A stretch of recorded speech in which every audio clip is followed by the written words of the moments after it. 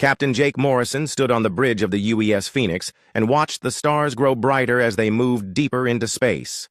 The massive ship hummed with energy as its fusion engines pushed them toward the Kepler 442 system. Behind him, 847 souls slept in the cold embrace of cryosleep, dreaming of new worlds and fresh starts. Jake touched the photo on his command console. Helen smiled back at him from the image, her arm wrapped around their 12-year-old daughter Amy. They had said goodbye 6 months ago at the launch ceremony. The whole world had watched as humanity's greatest achievement lifted off from Luna Station. The Phoenix was not just a ship, but a symbol of human ambition, reaching beyond the limits of their small blue world.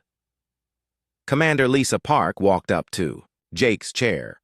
Her dark hair was pulled back in a tight bun, and her brown eyes showed the same mix of excitement and worry that everyone felt on this mission. "Sir, we're getting some strange readings from the quantum sensors," she said. "The space ahead doesn't look normal." Jake turned to look at the main screen. The stars in front of them seemed to bend and twist in ways that hurt to watch. Dr. Alan Cooper, their chief scientist, was already running scans from his station.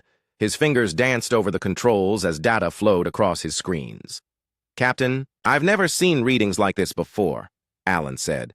His voice carried the excitement of a man who had spent his life studying the unknown. "The fabric of space-time appears to be folded somehow. It's like reality is creased in front of us."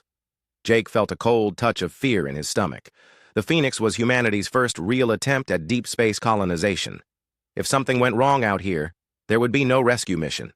Earth was already too far away to help them. "Can we go around it?" he asked. Lisa checked her navigation charts. "The anomaly stretches across our entire flight path, sir. It would take us months to find another route, and our fuel reserves wouldn't handle the extra distance." Jake looked at the twisted space on the screen.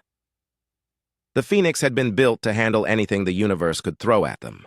Its hull was made from the strongest materials Earth could produce.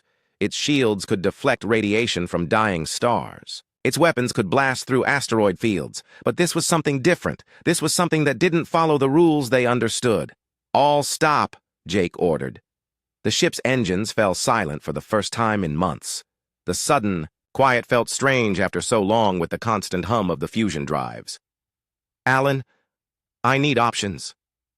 Alan's fingers moved faster across his controls. Charts and graphs filled his screens with data that seemed to make no sense. "Captain, I think this might be some kind of dimensional rift. The mathematics suggest that space-time has been torn somehow, but that should be impossible with current physics." Jake's mind raced through their choices. They could turn back, but that would mean failure. It would mean that humanity's first great journey into the galaxy had ended before it truly began. The families back on Earth would never see their loved ones again. The children in cryosleep would never wake up on a new world under alien suns. "Sir, there's something else," Lisa said. Her voice was steady, but Jake could hear the worry underneath. "Our quantum communicator isn't working. We can't reach Earth." The bridge fell silent. Every person there understood what that meant. They were truly alone now, cut off from home and facing something that shouldn't exist. Jake felt the weight of 847 lives pressing down on his shoulders. These people had trusted him to lead them to a new life. They had left everything they knew behind because they believed in his leadership. Dr. Angela Stone, the ship's physicist, looked up from her station. Her red hair caught the light from her screens as she turned toward Jake. "Captain, the rift appears to be stable. If we're careful, we might be able to pass through it, but I can't predict what we'll find on the other side." Jake studied the data on Angela's screen. The numbers meant nothing to him, but he could see the patterns in the energy readings. Whatever was out there had been waiting for a long time. "What are the risks?" "Unknown, sir," Angela replied. "We could emerge safely on the other side, or we could be torn apart by forces we don't understand. The rift could close behind us, trapping us wherever it leads. Or it could dump us into empty space light years from where we expect to be." Jake looked around his bridge crew. These were the best people Earth had to offer. Scientists, engineers, soldiers, and explorers who had volunteered for a one-way trip to the stars. They had known the risks when they signed up. They had accepted that they might never see Earth again. "Sir," Lisa said quietly. Whatever we decide, we should decide quickly. The rift is showing signs of instability. It might not stay open much longer. Jake took a deep breath and made the choice that would change everything. All hands, this is the captain. We're about to encounter something unprecedented. I need everyone to secure for unknown conditions. We're going through. The Phoenix's engines roared back to life. The great ship moved forward into the twisted space ahead. As they approached the rift, reality began to bend around them. The stars stretched into long streams of light. The ship's hull groaned under stresses that no engineer had ever calculated. Jake gripped his command chair as the universe folded around them. The last thing he saw before everything went white was Earth's sun, impossibly distant, but still shining in the darkness behind them. Then the Phoenix disappeared from normal space, taking its cargo of human dreams and hopes into the unknown. Back on Earth, Admiral Lisa Carter waited for the Phoenix's scheduled communication. Hours passed with only silence. Days turned into weeks, and weeks into months. Search ships were launched, but they found nothing in the Kepler 442 system except empty space and distant stars. The Phoenix and everyone aboard had simply vanished, leaving behind only questions and grief. Helen Morrison held her daughter Amy as they watched the memorial service on television. 847 names were read aloud as humanity mourned its lost children. But somewhere beyond the edge of known space, in a place where the laws of physics were more like gentle suggestions, the Phoenix and its crew had begun a journey that would transform them into something the galaxy had never seen before. Admiral Ryan Beck stood on the bridge of the UES Guardian and stared at the impossible sight on his main screen.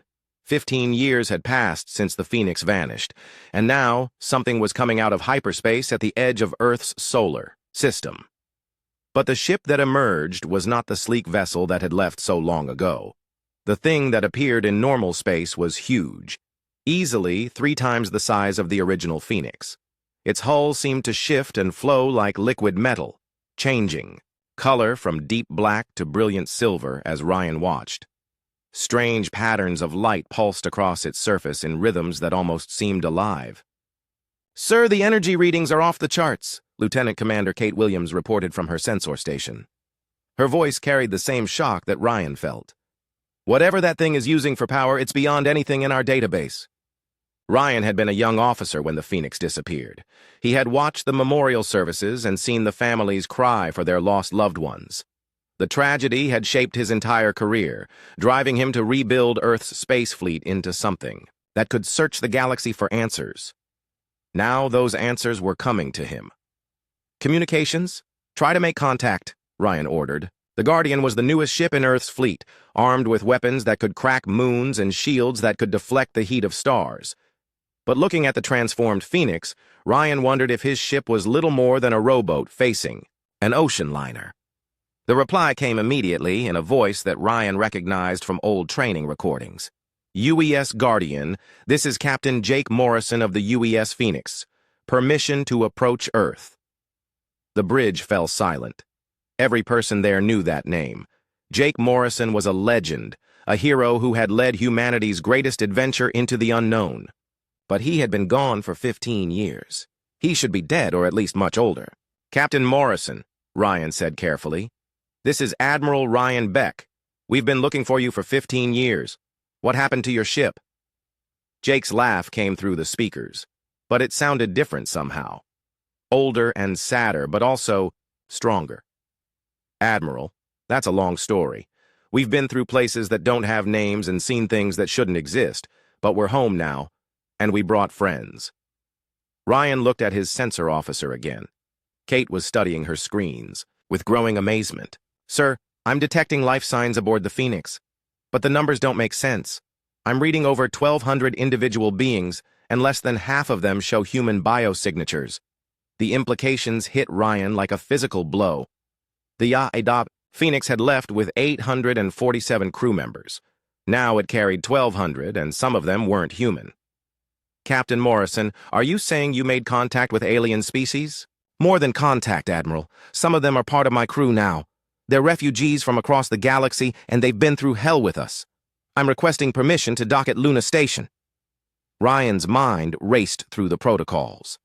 First, Contact with alien species was supposed to be handled by committees of scientists and diplomats. There were procedures to follow, quarantine measures to implement, but this wasn't a normal first contact situation. This was the return of Earth's lost children, transformed into something unprecedented. Permission granted, Captain. But you'll understand if we maintain a safe distance until we know more about your modifications. The Phoenix began moving toward Luna Station with movements that defied physics. Instead of using visible engine thrust, the ship seemed to simply glide through space as if friction and inertia were optional concepts. It left no energy trail that the Guardian's sensors could detect. Dr. Patricia Hayes, the Guardian's science officer, was recording everything. Her blonde hair was pulled back as she leaned over her instruments, trying to make sense of readings that violated several known laws of physics. Admiral, that ship is manipulating space-time around itself. The gravitational distortions suggest they're using some form of exotic matter, but the energy requirements should be impossible. As they approached Luna Station, more details of the Phoenix became visible. What had once been smooth hull plating now showed complex geometric patterns that seemed to shift and change as Ryan watched. Gun ports had been replaced by structures. That hurt to look at directly, as if they existed in more dimensions than human eyes could process. The docking procedure was unlike anything in the manual. The Phoenix simply flowed into the docking bay like water finding its level. The massive ship somehow compressed itself to fit into a space that should have been too small, its hull adapting to the available room. Jake Morrison walked through, the airlock wearing a uniform that looked familiar but wrong. The fabric seemed to shimmer with its own light, and symbols that weren't quite human writing decorated the collar and sleeves. He looked older than he should after 15 years, but not as old as he should. His eyes held depths that spoke of seeing too much. Behind him came his crew, and Ryan's breath caught in his throat. Half of them were recognizably human, though changed in subtle ways. Their movements were too precise, too coordinated. Their eyes held the same deep knowledge that Jake's did, but the other half were clearly not from Earth. There was a tall, thin being with skin that looked like polished chrome and eyes that swirled with colors that had no names. Another creature walked on 6 legs and communicated through patterns of light that played across its crystalline surface. A third looked almost human, except for the way reality seemed slightly blurred around its edges. "Admiral Beck," Jake said, extending his hand in a gesture that seemed both familiar and alien. "I'd like you to meet my crew. They've been through things with us that no living being should have to experience. They're part of our family now." Ryan shook Jake's hand and felt a strange tingling, as if electricity was flowing between them. "Captain, we have a lot of questions. Earth's leaders are going to want a full debriefing." Jake nodded, but his expression grew serious. "Admiral, the debriefing will have to wait. We didn't come back just for a reunion. There's something coming, something that threatens not just Earth, but the entire galaxy. We're the only ones who can stop it, because we're the only ones who've learned how to fight it." Dr. Alan Cooper stepped forward from among the crew. He looked much the same as he had 15 years ago, except for his eyes. Those eyes had seen the foundations of reality and found them wanting. "Admiral, we need to speak with Earth's leadership immediately. What we've learned changes everything about how we understand the universe." Ryan felt a chill that had nothing to do with the station's life support. "What kind of threat?" Jake looked around at his mixed crew of humans and aliens, all of them bearing the same expression of grim determination. "The kind that can unmake reality itself, Admiral. The kind that turns the laws of physics into suggestions. We've been fighting them for 15 years in places where up and down are matters of opinion." Commander Lisa Park moved to stand beside Jake. She, too, showed the same subtle changes as the rest of the human crew. "Sir, we've learned to do things that shouldn't be possible. We've had to, in order to survive. But even with everything we've gained, stopping what's coming is going to take everything Earth has."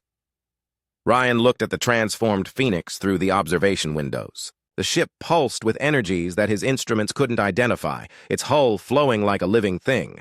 Whatever had happened to these people in the 15 years they'd been gone, it had changed them into something that was still recognizably human, but also something more. All right, Captain, Ryan said. You have my attention. What do you need from us? Jake smiled, and for a moment, he looked like the young captain who had led humanity's first great journey to the stars. Time, Admiral. Time to prepare Earth for what's coming. Because ready or not, the war is about to reach our doorstep. The meeting room deep inside Luna Station had been built to handle the most classified discussions in human history. Today, it held the leaders of Earth's government, military officials, and scientists who had spent their careers studying the impossible. But nothing had prepared them for what Jake Morrison was about to tell them. Jake stood at the front of the room, his transformed uniform catching the light in ways that made some observers feel dizzy. Dr. Alan Cooper sat at a table, covered with devices that hummed with unknown energy. The alien crew members had been given seats, though some of them didn't seem to need them in any conventional sense. When we went through that rift 15 years ago, Jake began, we didn't just travel to another part of space. We fell through what we now call the foundation layer. Imagine reality as a house built on pillars. Most beings live in the rooms above, following the rules that govern their universe. But we fell into the basement where those rules are written. Admiral Lisa Carter, now in her 70s and the head of Earth's rebuilt space program, leaned forward in her chair. Are you saying you discovered some kind of underlying structure to reality itself? Alan stood up, his eyes still holding that unsettling depth that came from seeing too much. Admiral, everything we thought we knew about physics was just the surface layer. Gravity, electromagnetism, the strong and weak nuclear forces, they're not fundamental. They're applications running on a deeper system. And in the foundation layer, you can access the source code. The room buzzed with whispered conversations as the implications hit home. Dr. Patricia Hayes, who had come from The Guardian to attend the briefing, raised her hand. Dr. Cooper, are you claiming that the laws of physics can be rewritten? Not rewritten, Alan replied. Modified, adjusted, enhanced. The foundation layer is where the architects live. Jake took over the explanation. The architects are beings so old that they were present when this universe was being designed. They've been locked in a war for eons with entities we call the Devourers. The Devourers don't just destroy civilizations or planets. They consume entire realities, feeding on the collapse of physical laws themselves. The chrome-skinned alien that had accompanied Jake stood up. When it spoke, the words formed directly in everyone's minds rather than coming through the air. I am Nexus, formerly of the Kepler Union. My people had technology that could manipulate matter at the quantum level. When the Devourers came to our galaxy, our greatest weapons became useless. They simply deleted the quantum mechanics that our technology depended on. Admiral Carter felt a cold fear settling in her stomach. How do you fight something like that, Commander? Lisa Park stood up from her seat among the Phoenix crew. The changes in her were more obvious now that she was under the bright lights of the meeting room. Her movements were too smooth, and her eyes reflected light in ways that human eyes shouldn't. You become something more than what the Devourers expect to find. We had to link ourselves directly to the ship's systems. Our consciousness expanded beyond the limits of biological brains. Jake gestured to the wall, and suddenly it became transparent, showing the Phoenix docked outside. The ship was beautiful and terrible to behold, its hull shifting through configurations that seemed to exist in multiple dimensions at once. The Phoenix isn't just a ship anymore. It's a living interface with the foundation layer. Every crew member is connected to it through neural links that we grew rather than built. Dr. Hayes stared at the transformed vessel. You're saying you became cyborgs? More than that, Alan replied. We became something new, still human in our values and decision-making, but enhanced in ways that let us manipulate the substrate of reality. Watch. Alan held up his hand, and the air above his palm began to shimmer. Slowly, a perfect sphere of what looked like liquid starlight formed in the space above his fingers. It pulsed with its own gravity, bending light around it. In impossible ways, this is compressed space-time, Alan explained. I'm holding about a cubic meter of reality in a sphere the size of a marble. In the foundation layer, we learned that matter and energy are just different ways of organizing information. When you understand the underlying code, you can make that information dance to new rules. The sphere vanished, but everyone in the room had felt its gravitational pull. Admiral Carter's voice was shaky when she spoke. How many of these devourers are there? The crystalline alien at the back of the room spoke through cascading patterns of colored light that somehow conveyed meaning. We are called Crystal Song of the Andorian Collective. Our mathematics suggests the devourers number in the thousands. They move between realities like predators, consuming universes until nothing remains but empty void. Jake's expression grew grim. We've been fighting them for what felt like centuries in the Foundation layer, though time works differently there. Every battle taught us more about substrate engineering. We learned to think in ways that let us rewrite physics in real time. But the Devourers learned too. They found a way to breach into normal space. The room fell silent as everyone absorbed the magnitude of the threat. These beings had spent 15 years fighting an enemy that could delete the laws of physics. They had transformed themselves into something beyond human to even have a chance of survival. "Captain Morrison," Admiral Carter said carefully, "what do you need from Earth?" Jake looked around at his mixed crew of humans and aliens, all of them bearing the marks of their transformation. "We need Earth to understand that the old ways of thinking about warfare don't apply anymore. When we fight the Devourers, the battlefield isn't just space. It's reality itself. Every engagement is fought across multiple dimensions of existence." Dr. Angela Stone, Jake's physicist, stood up from where she had been quietly observing. Her red hair now seemed to contain streams of actual light. "Admiral, imagine a battle where your enemy can make your weapons fire backward through time, where they can turn your ship's hull into gas by changing the strong nuclear force in a localized area, where they can make gravity flow upward just to watch your crew fall into the sky." "That's what we've been learning to counter," Lisa Park added. "We fight by becoming more adaptable than they expect. Humans have always been good at creative problem solving under pressure. When you enhance that with the ability to modify reality on the fly, you get something the universe has never seen before." Jake activated a holographic display that showed star charts spanning half the galaxy. Red indicators marked dozens of systems. These are places where the Devourers have already broken through into normal space. Every red dot represents billions of lives lost and entire civilizations erased.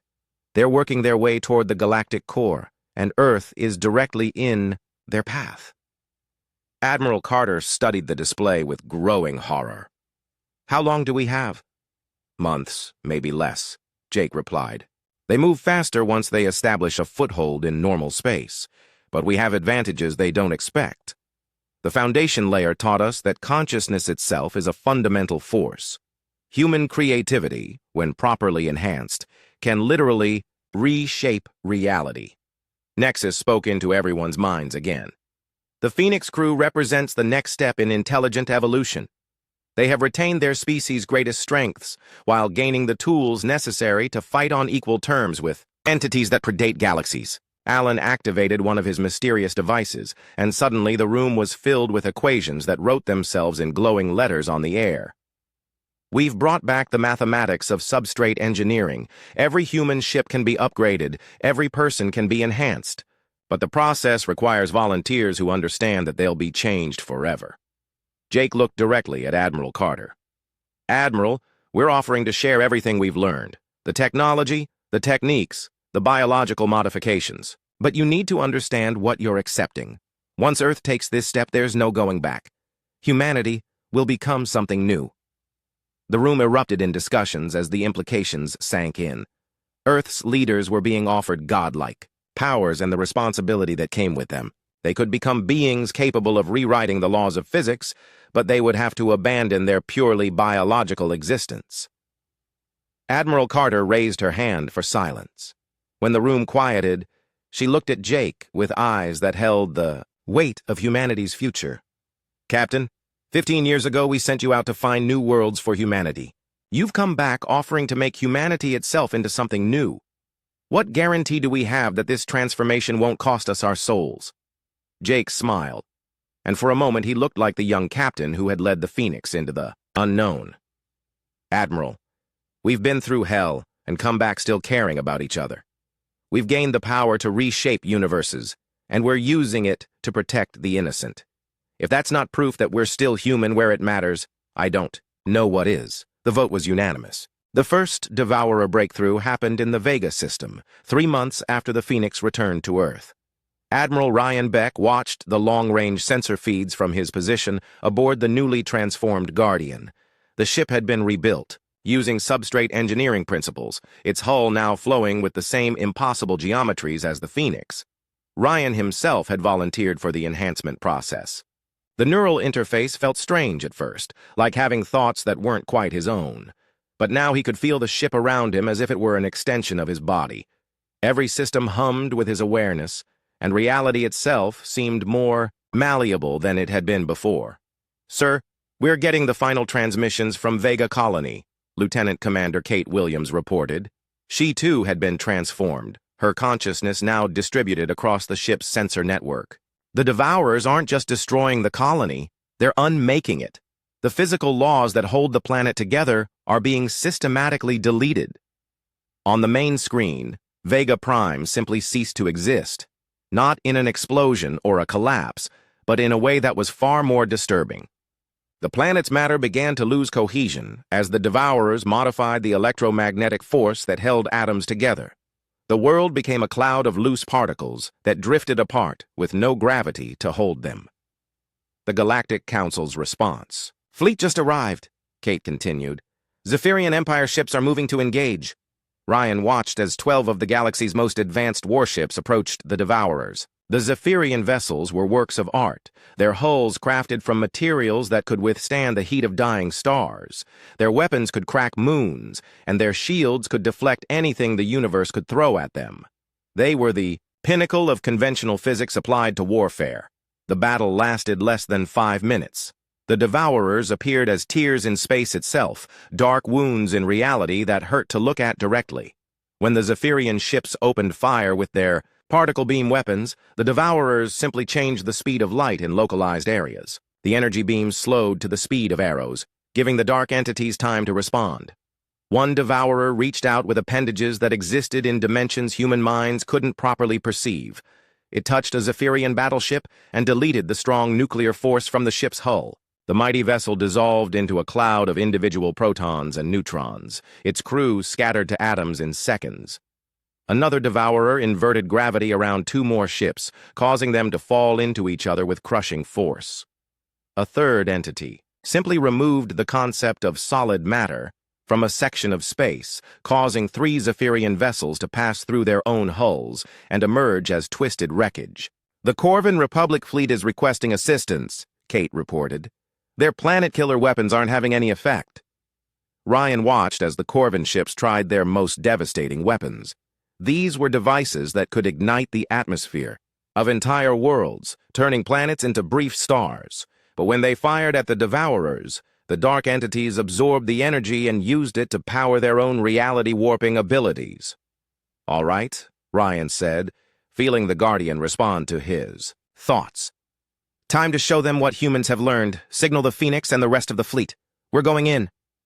The Earth fleet consisted of 23 ships, all of them rebuilt using substrate engineering. Each vessel was crewed by volunteers who had undergone the enhancement process. They moved through space with grace that defied physics, their hulls shifting through configurations that adapted to the needs of each moment. Jake Morrison's voice came over the communications channel. "Guardian, this is Phoenix.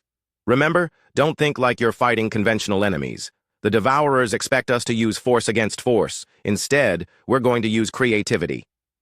Commander Lisa Park coordinated the attack from her position on the Phoenix. Her consciousness was linked to every ship in the fleet, allowing her to see the battle from multiple perspectives simultaneously. "All ships, begin substrate modification. Make the Devourers come to us on our terms." The space around the Earth fleet began to change. Ryan could feel his ship reaching into the foundation layer and pulling up new rules for local reality. The vacuum of space gained properties it had never possessed before. Time began to flow at different rates in different areas. Gravity started, following spiral patterns instead of simple attraction. The Devourers noticed the changes and moved to investigate. They were used to being the only ones who could manipulate reality, and the modifications puzzled them. As they approached, the human ships began their real attack. Dr. Alan Cooper, now serving as the fleet's chief reality engineer, spoke from the Phoenix. "Implementing paradox cascade in 3, 2, 1 mark." Suddenly, the Devourers found themselves trapped in logical contradictions. Ryan watched as one of the dark entities tried to delete the concept of matter from a section of space, only to discover that the absence of matter had been defined as a new type of matter. The Devourer's attack fed back on itself, creating an infinite loop that temporarily paralyzed the creature. Another Devourer attempted to invert gravity around the Guardian, but Lisa Park had anticipated the move. She had already modified the ship's relationship with gravitational fields, making it able to define its own down regardless of external forces. The Guardian simply ignored the gravity inversion and continued its attack run. Nexus is reporting successful consciousness integration with Target 3, Kate announced. The chrome-skinned alien had developed a technique for linking its mind directly with the Devourers, confusing them with thoughts they couldn't understand or process. Ryan felt the Guardian's weapons charging with energy drawn from folded space-time. These weren't conventional weapons that fired projectiles or beams. They were reality modifiers that could impose new physical laws on anything they touched. Firing substrate disruptors. The Guardian's weapons reached out and touched one of the Devourers with pure mathematics. The dark entity found itself subject to new rules that required it to exist as both wave and particle simultaneously while maintaining discrete physical boundaries. The contradiction caused the Devourer to collapse into a stable but powerless form. Across the battlefield, the other Earth ships were using similar tactics. Each engagement was a puzzle to be solved rather than a target to be destroyed. The humans had learned to fight not with greater force, but with more creative applications of the forces they could manipulate. Crystal Song, the crystalline alien aboard the Phoenix, began broadcasting mathematical theorems that created geometric impossibilities. In space around the Devourers, the dark entities found themselves trying to navigate through areas where parallel lines intersected and triangles had 4 corners. The Zephyrian survivors are requesting our tactical data, Kate reported. They want to know how we're fighting these things. Ryan smiled grimly. Tell them it's not about the weapons.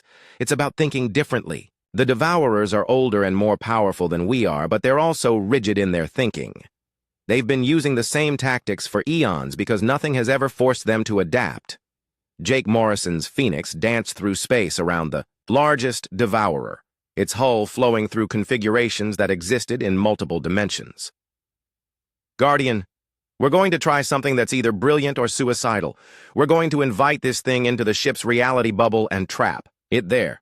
Captain, that's insane, Ryan replied. If you let it inside your defenses, it'll be subject to our rules instead of its own, Jake finished. Trust me, Admiral. We've been practicing this for 15 years. The Phoenix opened sections of its hull that shouldn't have been able to open, creating passages between normal space and the ship's interior that bypassed conventional concepts like inside and outside. The massive Devourer, drawn by curiosity, extended part of itself into the Phoenix's reality bubble. Immediately, the ship's enhanced crew went to work. Dr. Angela Stone began redefining the mathematical relationships that governed the entity's existence. Lisa Park imposed new logical structures that forced the Devourer to follow human patterns of thought. Alan Cooper introduced temporal loops that trapped the creature's consciousness in recursive thinking patterns. The Devourer found itself becoming more solid, more defined, more limited than it had been in eons. It tried to escape, but the Phoenix had become a maze where the exit could only be found by solving problems the way humans solved them. The dark entity was forced to think creatively, to adapt, to become something other than pure destructive force. It's working, Jake announced. The Devourer is stabilizing into a form we can communicate with. It's still dangerous, but it's also confused and curious about what we've done to it. The battle in the Vega system ended not with the destruction of the Devourers, but with their transformation into something that could coexist with normal reality. The Earth fleet had proven that humans enhanced with substrate engineering could fight entities that had previously been unstoppable. Ryan felt pride flowing through the neural link he shared with his ship and crew. Humanity had taken its first, real test as a galactic power and passed with honors, but he also knew this was just the beginning. There were thousands more Devourers out there, and they would be learning from this encounter just as the humans. The final battle began at the galactic core, where ancient stars burned with the fury of creation itself. Jake Morrison stood on the bridge of the Phoenix as it led a fleet unlike any the universe had ever seen. Human ships flowed alongside vessels. From a dozen alien species, all of them rebuilt using substrate engineering principles learned from the Foundation layer. The Devourers had opened their largest rift yet, a tear in reality so massive that entire star systems were being pulled into the space between dimensions. Through that wound in the universe, more of the dark entities poured through every hour. If they succeeded in establishing a permanent foothold here, they would have access to the gravitational center of the galaxy itself. "Captain, we're receiving final status reports from the Allied fleets," Commander Lisa Park announced. Her consciousness was spread across hundreds of ships, coordinating the largest military operation in galactic history. The Zephyrian Empire has brought their reality anchor ships. The Corvin Republic has managed to substrate enhance their planetary defense platforms. Even the Crystal Collective has contributed ships that can think in 11 dimensions simultaneously. Jake nodded as he watched the massive rift on the main screen. It pulsed with energies that made normal space-time look fragile by comparison. Dark shapes moved within it, each one representing a devourer capable of unmaking entire solar systems. What about the architects? Are they ready for their part? Dr. Alan Cooper looked up from his position at the science station. The 15 years in the Foundation layer had changed him more than most, and now his eyes seemed to see into dimensions that didn't have names. "The architects are in position, Captain. They're maintaining the stability barriers around normal space, but they can't hold them forever. If we're going to do this, we need to do it now." Admiral Ryan Beck's voice came over the communication channel from the Guardian. "Jake, the conventional fleets are reporting they're as ready as they'll ever be. The Devourers seem focused on expanding the rift, so they haven't noticed our approach yet." Jake studied the tactical display that showed thousands of ships from dozens of species converging on the galactic core. Each vessel had been modified using human-discovered techniques for manipulating the Foundation layer. The galaxy had learned to fight back against entities that had once seemed unstoppable. "All ships, this is Phoenix Actual," Jake announced to the massive fleet. "Remember, our job isn't to destroy the Devourers. Our job is to give Dr. Cooper and his team time to deploy the reality anchor. Once that device is active, the laws of physics in this region will be locked in place permanently." The device Alan had designed was humanity's greatest achievement. It would create a stable zone where the fundamental forces could not be modified, making it impossible for the Devourers to use their reality-warping abilities. But deploying it required getting close to the rift itself, and that meant fighting through thousands of the dark entities. "Phoenix, this is Nexus aboard the Harmony." The chrome-skinned alien's mental voice reached every ship in the fleet. "My people's mathematics indicate the Devourers are preparing to expand the rift by a factor of 10. If they succeed, they'll be able to access parallel realities simultaneously." Jake felt a cold touch of fear. Fighting Devourers from one reality was challenging enough. If they gained access to infinite versions of themselves from parallel dimensions, the battle would become impossible. "All ships, we're moving to attack formation. Alan, how long do you need to deploy the anchor?" 15 minutes once we're in position," Alan replied. "But I need to be within 1,000 kilometers of the rift's event horizon. Any further away, and the anchor won't have enough power to lock down local space-time." The fleet began moving toward the galactic core in a formation that defied conventional military thinking. Human ships flowed between alien vessels like schools of fish, their hulls adapting to create defensive matrices that existed in multiple dimensions. The substrate-enhanced crews thought as one mind while maintaining their individual creativity. The Devourers noticed their approach when the fleet was still light hours away. Dark shapes began emerging from the rift, each one the size of a small moon and radiating malevolence that could be felt across dimensional barriers. They moved with purpose toward the attacking fleet. "First contact in 30 seconds, Lisa Park announced. "All ships, remember your training. Don't fight force with force. Fight rigidity with adaptability." The battle that followed was unlike anything the galaxy had ever witnessed.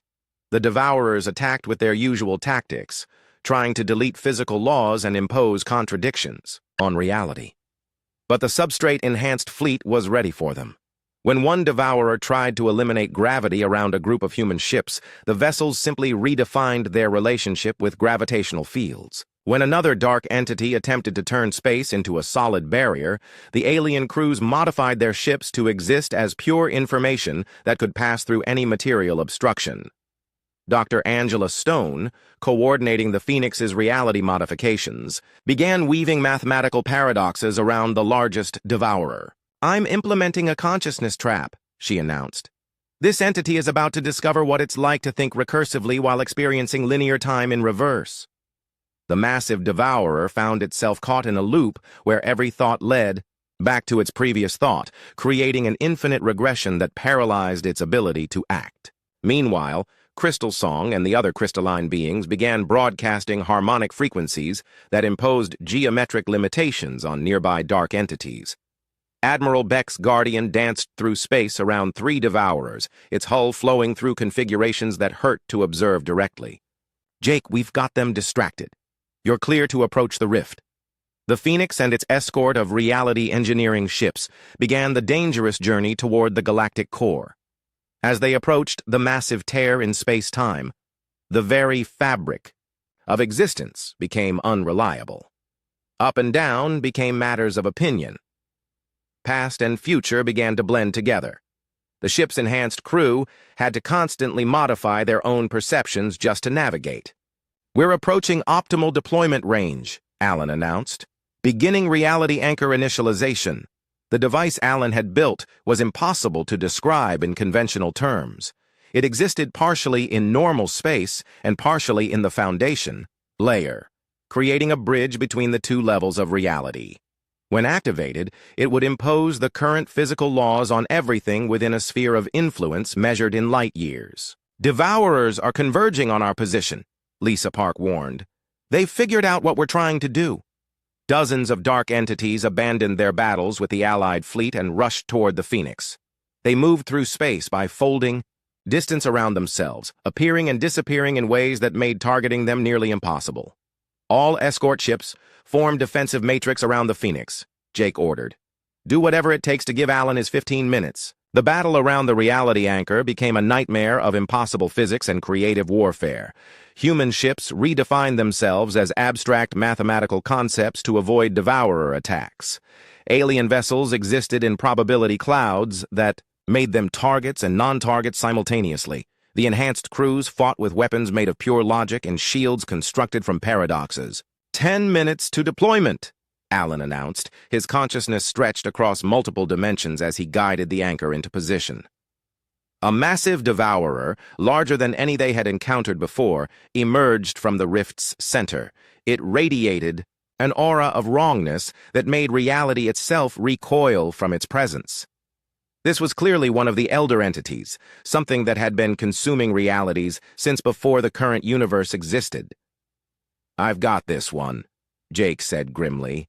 He interfaced directly with the Phoenix's consciousness, becoming one with the ship in ways that pushed the limits of what enhanced human minds could handle. "Phoenix, show this thing what happens when human creativity meets unlimited power," the poor ship began to change, flowing through configurations that existed in dimensions the Elder Devourer had never encountered. Jake imposed narrative structure on the battle itself, making it follow story logic rather than physical laws. The Devourer found itself cast as the villain in a tale where heroes always found a way to win. 5 minutes to deployment," Alan called. "Out." The Elder Devourer tried to delete the concept of victory from local reality, but Jake countered by making defeat equally impossible. The dark entity attempted to consume the Phoenix's consciousness, but discovered that human creativity expanded faster than it could devour it. Every attack was met with a response the Devourer had never seen before. "Anchor deployment commencing," Alan announced. "Reality lock engaging in 3, 2, 1, mark." The universe held its breath. The reality anchor activated with a pulse of energy that rippled across multiple dimensions. Suddenly, the space around the galactic core became stable, in ways it had never been before. The laws of physics locked into their current configuration, making modification impossible. The Devourers found themselves trapped in normal space, unable to use their reality warping abilities. For the first time in eons, they were vulnerable to conventional attacks. The Allied fleet closed in, using substrate-enhanced weapons to force the dark.